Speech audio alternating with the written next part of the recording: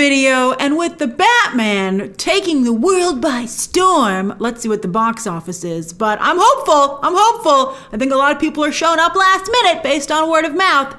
But we have a perfect opportunity to discuss casting when it comes to Superman and Wonder Woman for Matt Reeves' The Batman. Oh boy! Now the way this video is structured, and I have some excellent candidates, but the way this video is structured is that first off, I'm going to share my argument for why they should start from scratch with Robert Pattinson's The Batman, Matt Reeves and Robert Pattinson's The Batman, and then I will share my casting ideas. All right, so Matt Reeves' The Batman is so good that many of us have the instant reaction, why not just build a new DC cinematic universe off of this? And I'm curious if any of you had that thought when you were watching the film as well. I had it before I saw the movie, but when I was watching the movie, I was like, yeah, this is the way. As we all know, DC movies are at a crossroads right now, or more accurately, a flashpoint, with Warner Brothers getting ready to adjust the DCEU established by Zack Snyder after Nolan was like, I don't want to make these movies anymore, but they're adjusting with the Flash movie. But is the DCEU salvageable? Keeping some actors only reminds fans of who is missing, and I think that means fans cannot heal and move on. And after Wonder Woman 1984, quite frankly, I don't think fans would mind a new Wonder Woman. I think before Wonder Woman 1984, that seemed like a ridiculous idea. But now I think people are like, well, we have that good Wonder Woman movie, let's just move on. And I liked elements of Wonder Woman 1984, but the character has always had a problem in the way she's depicted in terms of, I'm getting off track here, but the Wonder Woman is depicted, there's two different ways you can view Wonder Woman, as a teacher or a military type person, and the movies fell into the same trap that the comics have, which is why the comics can't get any traction either. All right, so anyway, DC should just decide, the warrior. All right, so anyway, it's just more commercial. And while Aquaman is the only DCEU movie to make $1 billion at the box office, yay, I liked that movie quite a bit. Amber Heard kind of ruined that. With all due respect, we don't know for sure what's going on in that situation, but it doesn't seem to be fair to both parties. But anyway, I think with the Aquaman movie, while it was very good, made a lot of money, I don't think anyone is going out of their minds with excitement about anyone in the Aquaman film and their roles as they are the cast of the Batman in this new movie in their respective roles, where people are like, that's it. Now, obviously, the Joker is in the same vein as the Batman, and I hope the Batman is as successful as the Joker. But the Joker takes place in the 1980s, while the Batman takes place in current day.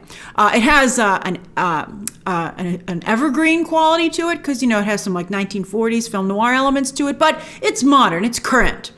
And clearly sets up its own continuity, by the way. I guess one could try to argue that Robert Pattinson is Bruce Wayne all grown up from Joker, but they made a very distinct difference in the circumstances of the killing of the Waynes in the two movies. So it's not the same universe.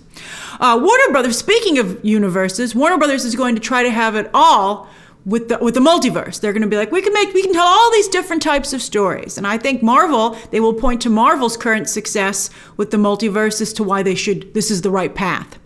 But Warner Brothers really needs to realize that Marvel is able to do something bold like the multiverse, and we don't even know if the multiverse is going to work out long term. Is this a Pandora's box that Marvel has opened? Let's see what happens after all the hype dies down after Multiverse, No Way Home and Multiverse of Madness. But Marvel took the time, over a decade, to tell one consistent, connected story that created a strong foundation for the MCU and a deep connection with fans. We all see people complaining that all MCU movies at their heart are the same, people from fans to Hollywood legends. But that's part of Kevin Feige's formula for success, any company's formula for massive success across the mainstream. That's what you need to do. There has to be audiences need to know they can rely on you. It's also the same success for what makes a movie star. And while character actors are certainly respected, they never have the kind of success that a classic movie star does, because audiences always know what they're going to get. And sure, the Batman is dark and moody, and some DC fans will counter that can't be the foundation for the DC cinematic universe, because not all DC characters are like that. That's fine, Batman and Gotham City are dark and moody in the comics, and that also still doesn't affect how the other how characters are depicted in other comics in DC, right? I mean, once you leave Batman and his supporting cast and Gotham in the comics, you enter a different world, and that would be the same situation in the movies. And that would allow slight tonal shifts. But I think the bedrock isn't dark and moody. The bedrock for this new DC cinematic universe should be sophisticated, realistic, and highly artistic storytelling, which has always been where DC movies have shined, when they have shined. And I think that even the failed DC movies have connected with the fans in some regard, which is why it's so hard, because fans will say, well, I like that little bit. And that's why they're still engaged in the problem. I mean, I even think that there were realistic elements in David Ayer's Suicide Squad, which is why I think a lot of fans even prefer it to what James Gunn did. Which was more comic booky, so, more Marvel-esque, which is exactly why Gunn was hired, so he delivered what Warner Brothers wanted. But again, sophisticated, realistic, and highly artistic storytelling. I feel that is how DC will succeed. All right, I even felt Aquaman had a realism to it, which was very nice. And the first Wonder Woman. I think that's the reason those movies were so well received. And we still managed to have a different tonal quality than the darker the Batman and Joker movies. All right, so on the idea of building on the Batman, where in Matt Reeves' mind, Superman and Wonder Woman do exist, because we saw them filming a Halloween scene where civilians had those costumes on. Remember?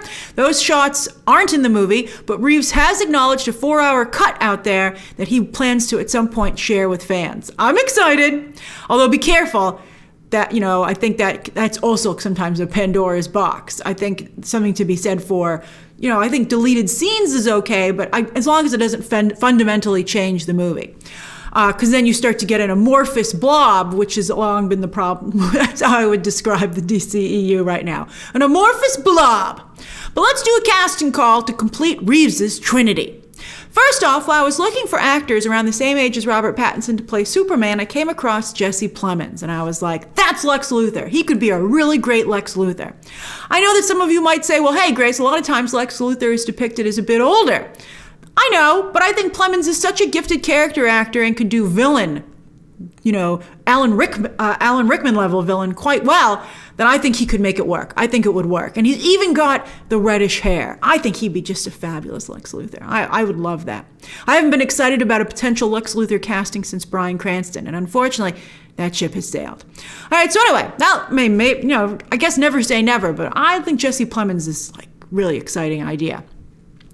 Now let's talk Superman candidates, right? I'm looking for someone who has that farm boy, Midwestern quality, that honestness, a muscular build, and then I don't want him to look too much like Pattinson. It always has annoyed me that in the comic books, Batman and Superman have always almost been interchangeable with some artists. But a lot of artists can only draw one face, which is why hair is such an important choice in comics, and even female characters often have the same face.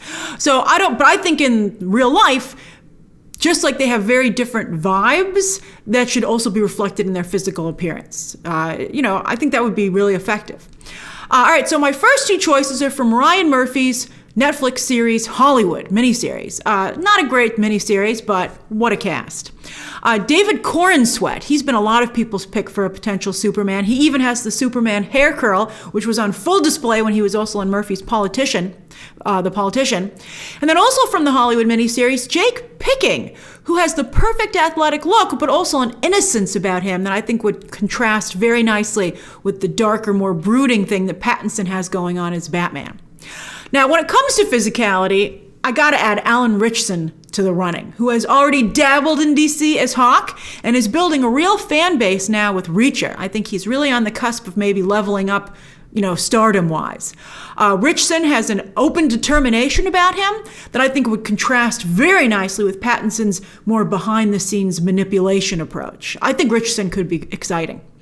And while Austin Butler, I think, has a little bit too similar of a look to Pattinson, this tortured soul kind of thing going on, I think that Butler is getting a lot of momentum for his upcoming turn as Elvis, which is also for Warner Brothers. And so the studio will be eager to keep him in-house.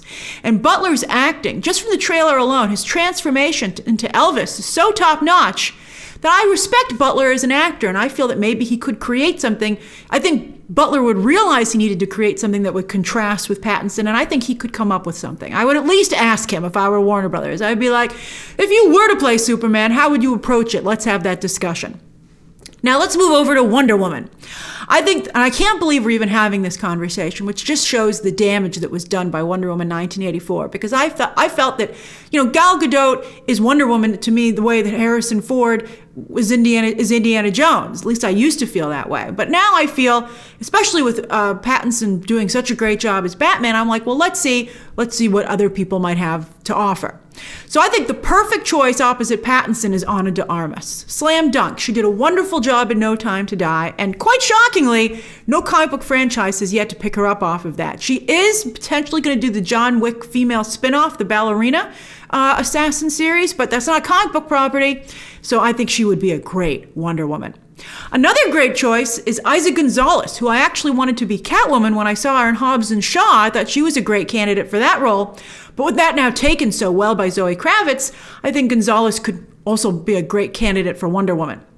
And anyone who's seen The Witcher knows that Anya Shalhotra not only has, I think, the right look, that would be a great take on Wonder Woman, but she's a very strong actress. To sell the transformation that she does, especially in Witcher Season 1, you have to be a good actress. And she did a wonderful job. Now, since Cowboy Bebop is canceled, Daniela Pineda is available. She not only has a striking look, but I think she looks very physically strong as well. She seems powerful to me. And I thought she was a real scene stealer in Jurassic World Fallen Kingdom. I think she could be great. I think she could be like a very interesting Wonder Woman to fit with Robert Pattinson's Batman. Then finally, while Elizabeth Debicki doesn't have Wonder Woman's exotic quality, she does have a regal quality. In fact, she's going to be playing Princess Diana on the upcoming season of The Crown, where she looks phenomenal. I think that, speaking of leveling up one's, image inside of Hollywood and with fans, I think Debicki is on the cusp of, potentially making it big. So Warner Brothers better get in there and sign her now. But also, this is, I think, the coolest thing. She's 6'3". That's 2 inches taller than Robert Pattinson. So the idea of a Wonder Woman that is as tall as Robert Pattinson's Batman, who's a very imposing figure in the film, is very cool to me. I think that would be a really neat idea. And of course, they already starred together in Tenet, again for Warner Brothers. Studios, particularly Warner Brothers, by the way, really likes to keep talent in-house.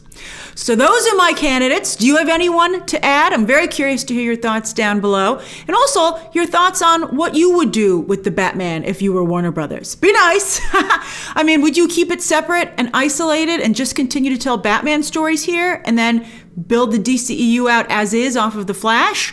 Or would you, phase out the DCEU characters, from the Snyderverse? If we're not going to continue with all of them, we should continue with none of them. That's my thought. And, start to build on the Batman. That's what I would do. And I'm very curious. But again, let's see what the box office is. I hope it's going to be good. All right, share those thoughts down below. Subscribe today. And of course, as always, you can check out some more videos right now.